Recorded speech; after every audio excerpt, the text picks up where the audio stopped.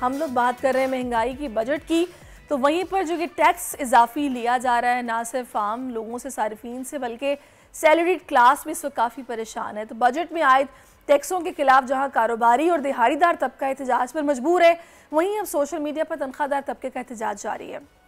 Tax कम करो movement के नाम से जारी मुहिम में तनख्वाहदार तबके पर बजट में आयद होने वाले टैक्स पर फौरी रिलीफ का मुतालबा किया जा रहा है। सोशल मीडिया पर बजट के हवाले से भी कई तरह की झूठी अफवाहें ज़ेरे गर्दिश हैं, जिसमें कहा जा रहा है कि सैलरी क्लास पर 45% तक टैक्स आयद किया गया, जबकि गुज़श्ता रोज़ हुकूमत ने नो योर बजट के नाम से एक मुहिम का आगाज़ किया है, जिसमें वो कह रहे हैं कि ऐसा कुछ नहीं है, आप अपने बजट को समझें, हम कोई इजाफी टैक्स नहीं ले रहे हैं। खैर हक़ाइक़ क्या है इस पर हम बात करेंगे। इस वक्त member salary class alliance Isha Fazal इस वक्त मुझे ज्वाइन कर चुकी हैं, जो कि इस पर बात करेंगी। अस्सलाम वालेकुम Isha, thank you so much for your time. मुझे ये बताइएगा कि ये जो इस्तफ़ा इन्होंने बजट में टैक्सेस लागू किए हैं, जो कि कहा जा रहा है कि तारीख के सबसे हाई टैक्सेस हैं, और लोग जो एहतजाज कर रहे हैं, ये लोग भी कैंपेन कर रहे हैं, लोग भी मूवमेंट चला रहे हैं कि भाई ऐसे कैसे टैक्स कम करो, इज़ इट पॉसिबल?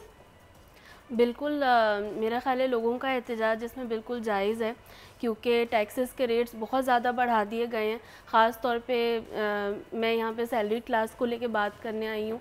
अगर सैलरी क्लास की आप बात करें तो ये वो लोग हैं जो सुबह से लेके शाम तक काम करते हैं, अपने घर वालों के लिए रोज़ी कमाते हैं, और इसमें आपने इतने ज़्यादा टैक्सेस लगा दिए हैं कि एक आम इंसान का तो गुजारा करना ही मुश्किल है। आप यहाँ पे देखिए कि 40 लाख से ऊपर अगर किसी की सालाना आमदनी है तो उसके ऊपर टैक्स का रेट 35% है, और उसके बदले में हुकूमत की तरफ से इस तबके के लिए कोई भी सहूलियात मौजूद नहीं है। इस हवाले से हमारा एहतजाज है बिल्कुल।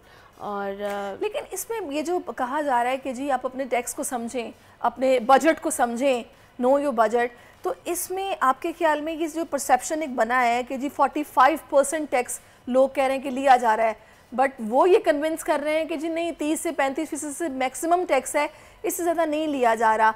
आपने क्या ऑब्ज़र्व किया है? जी इसमें देखिए इनकम टैक्स की शरह आम तौर पर जो हाईएस्ट स्लैब है अभी इनकम टैक्स का सैलरीड पर्सन के लिए वो 35% है, मगर जब किसी पर्सन की आमदनी 1 करोड़ से ज़्यादा हो जाती है तो उसके ऊपर 10% सरचार्ज भी लग रहा है। और ये तो सिर्फ इनकम टैक्स की बात हो गई, साथ में और बहुत सारे टैक्सेस हैं।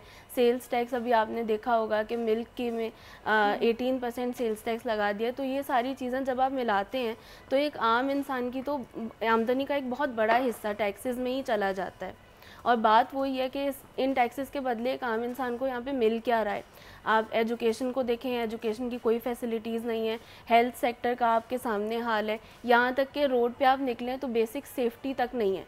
मतलब मैं रोड पे बाहर निकलती हूँ तो मेरी जान तक तो महफूज नहीं है। और उसके बाद अगर हुकूमत ये बोले कि 45% टैक्स नहीं है, 35% है, तो क्या 35% भी कोई जायज़ परसेंटेज है?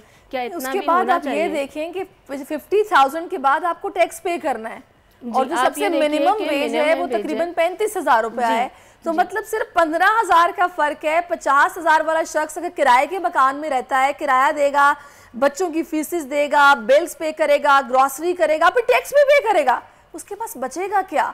मतलब ये बड़ी अजीब सी बात। तो बिल्कुल कुछ भी नहीं है, आपकी बात सही है। बल्कि मतलब बहुत सारे सफ़ेद पोश लोग तो आजकल उधार लेके गुजारा कर रहे हैं, और 50,000 तो खैर बिल्कुल ही मैं समझती हूँ कि किस तरह से लोग गुजारा करते होंगे। अगर किसी की 1 लाख रुपए भी तनख्वाह है, जो कि किसी ज़माने में एक बहुत ही मुनासिब और एक काबिल इज़्ज़त आमदनी समझी जाती थी, 1 लाख रुपए में भी अगर आप लगा लें, अगर उसकी फैमिली है, किराए का घर है, 2 बच्चे हैं, स्कूल जाते हैं, कभी उसका मेडिकल का कोई खर्चा आता है, तो वो मैंने इंक्लूड नहीं किया था, मेडिकल भी आप शामिल कैसे हो इन सब चीज़ों को मैनेज अच्छा करेगा? अब इसमें मुझे बताएगा कि आप लोग जिस तरह ये बता रहे हैं कि जी इस पर एहतजाज तो हम देख ही रहे हैं हो रहा है, फिर आपने कहा कि ये मतलब हाईएस्ट है, तो क्या ये पेट्रोलियम वालों की जिस तरह बात मान ली गई है कि वो टैक्स उनका माइनस कर दिया गया है, और अब फ्लावर मिल्स भी आज सुना है क्रशिंग वगैरह सब उन्होंने बंद कर दिया है, तो कुछ पॉसिबिलिटी ऐसी है कि ये वापस हो जाए, इस पर बात की जाए, इसका लीगली हल क्या है?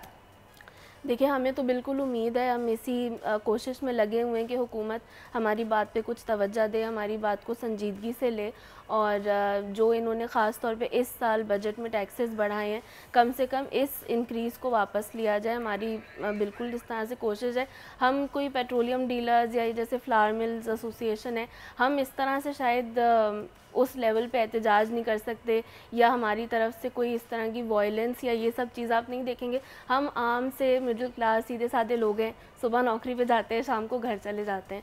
तो हमारी बस कोशिश ये है, हमारी उम्मीद है आप लोग भी प्रोटेस्ट कर रहे हैं, सभी प्रोटेस्ट कर रहे हैं, तो क्या किसी ऐसी हुकूमती शख्सियत से, वैसे तो उसमें हम देख रहे हैं फाइनेंस मिनिस्टर ही हैं जिनसे बात हो सकती है, तो कोई आपको चांसेस कोई नज़र आ रहा है, कोई रेड सिग्नल ही है, यहाँ पे ग्रीन सिग्नल भी है कि हाँ कुछ हो सकता है?